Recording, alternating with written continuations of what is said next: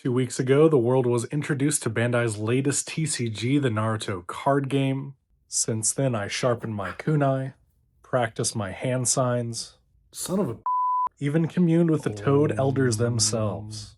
And after playing over 100 matches, I'm ready to give my thoughts on the game, so let's talk about it. Welcome back to the channel, everyone. My name is Shinobi Connor, and I've been collecting and playing TCGs for about 2.5 decades, pretty much my entire life. And this new Naruto card game has me very excited, honestly, the most excited I've been for a card game in quite some time. First, and probably the most important, is the game fun? Absolutely. I've had a blast playing it. Even with the limited amount of cards and effects that we have, I'm already hooked. For me, the fun factor is heavily influenced by the depth of the game itself, right? It has to be easy to learn, but hard to master, and I think that's really important for the longevity of a game. And the Naruto card game absolutely nails it. The rules of the game, the flow of play, it all seems pretty straightforward, but all of the interactions, the skill expressions, the different board states that we can create as players really makes for a fun and challenging environment to really scratch that competitive itch. And we have like, what, 20 cards right now that have their effects. Imagine once we're a few sets in, we have infinitely more characters and jutsus to use at our disposal. The replayability is absolutely there, and win or lose, I'm always ready to get started with a new match. I also like that it feels familiar but unique at the same time. It's definitely pulling a lot of inspiration from a variety of card games, but it still has its own unique style to it. In my predictions video a few weeks ago, I talked about how I wanted the lore of the Naruto world to actually affect the game and its design itself, and it's definitely there. I know some people were disappointed that this wasn't the 2.0 version of the old Naruto CCG back in the day. Don't get me wrong, I do like the jutsu spell cards and tool cards. For me, I have the most experience with Pokemon and Hearthstone, even competing at the collegiate level. So having those types of cards would have felt like home to me. But having a streamlined product where we just have to worry about the characters and then obviously the effects on those character cards, it creates more of a streamlined product. And I think that's better for a larger player base. I think the support jutsu effects that we have for the characters right now really grounds us in the world of Naruto. And having these trap-like mechanics and effects really makes it feel like it's a true battle between shinobi. You know, using our chakra, making sure we're activating when we want to, making sure we're not overextending our position. It really feels like those very tense stare-down moments where the ninjas don't want to show their techniques first. So aesthetics-wise, it gets a plus for me. I also enjoy that this is a leader-based game. I know I made that prediction, and I know leaders are the new trend in TCGs, but there's a reason why it's popular. Customizing the deck with a theme and personality really gives the player ownership, and I think that was a great decision. And for brand new players or those that don't have a lot of experience with TCGs, I think having this style creates a lower barrier of entry. Since your decks are going to have a color restriction and certain leaders are going to have different play styles, it really makes the decision making process of what to add into your deck much easier instead of just being bombarded with thousands of different choices that a new player could make. And with so many different characters to pull from, there's definitely going to be a play style for everyone. The three separations of characters is nice as well. You know, the regular characters, support characters, and EX characters. It creates a nice balance of decisions a player can make. The regular characters are great for creating board presence. The effects we've seen make combos really satisfying. Typically, I've almost always used a support card for their effect. They are just so useful, but it is nice that you can normal summon them too. There were definitely times where I was saved because I was able to summon a support to use as an EX summon sacrifice and create my combo chain. And the EX characters are phenomenal. Outside of picking a leader, I think choosing which EX characters you add to your deck will be the next big consideration. They impact the board state the most, they can secure the victory in most cases, but they aren't just stupidly easy to set up. You really have to wait for the right moment to get the most value out of them.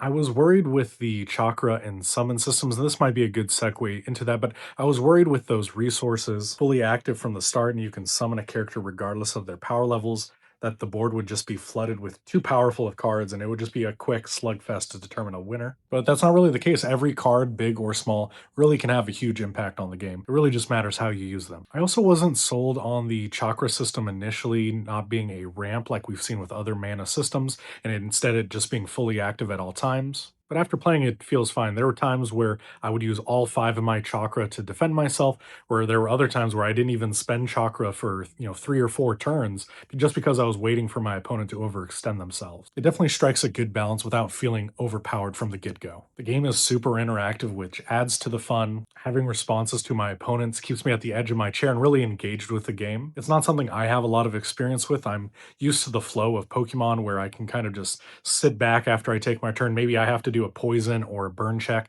but after that, I kind of just let my opponent do its thing. In Naruto, though, you have to be ready for those cut-ins. You have to make sure your supports are ready, your chakras set up. You have to negate their actions, make sure they're not getting the upper hand in the battle. I still think you can have a good time playing this casually, especially when you're around friends, but I think the competitiveness is already baked into the gameplay itself. So for organized play, I think it's going to be very successful and it's going to be fun to watch once tournaments actually start rolling through. And I like how the main phase is set up too. It's nice having flexibility in how my actions are flowing in the gameplay. I don't have to declare much in advance. It gives her a chance to react to what my opponent is doing, and I can evolve and change my decision making halfway through the turn. While it is interactive with lots of decision making, I never felt that the games would drag on either. The speed of play felt really good. Most of my matches fell in that 10 to 15-minute range. Some games were shorter if one of the players just absolutely bricked their hands and draws, or some were longer if we were in a really intense board control battle. This definitely adds to the replayability of the game. If it was a little more arduous and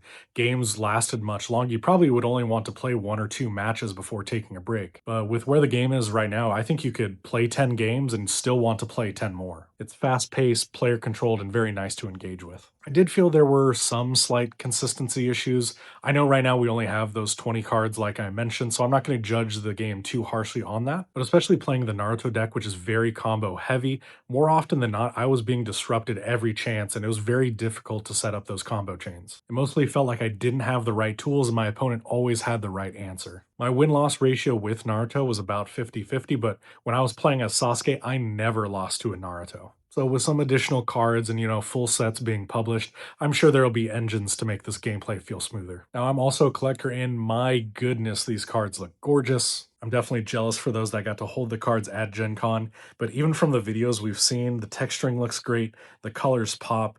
Bandai has really done well in recent years, their production quality has evolved, and I'm glad that Naruto is going to be able to benefit from the lessons they've learned over the years. I think it's great that they also have those counterfeit stamps for authenticity. I know Pokemon started doing this with the Chinese sets, and something I wish they'd bring over to English, so I'm happy to see that Bandai is doing it as well. But even the common cards look good to me. The card design looks sleek. I don't think the text boxes take away from the cards, and they're not just screenshots from the anime like we've seen with older TCGs. There are so many talented artists out there, and it's going to be really fun to see these beloved characters come to life with unique styles.